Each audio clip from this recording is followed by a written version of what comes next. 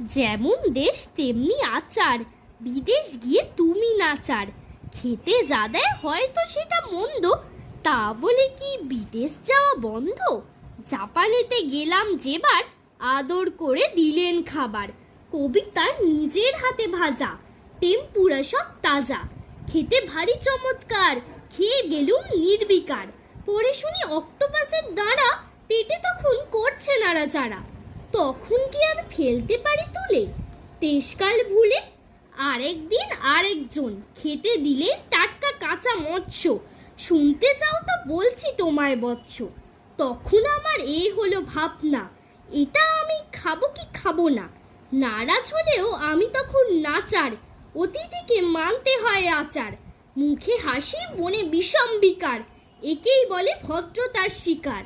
বুঝতে পারি কেন তার কারণ, সাগর যাত্রা হয়েছিল বারণ। সাগর পারে যদি না কেউ যেত, ফিরে এসে গোবর নাকি খেত। প্রায়শ্চিত্ত বিধান, গোবর তার নিদান।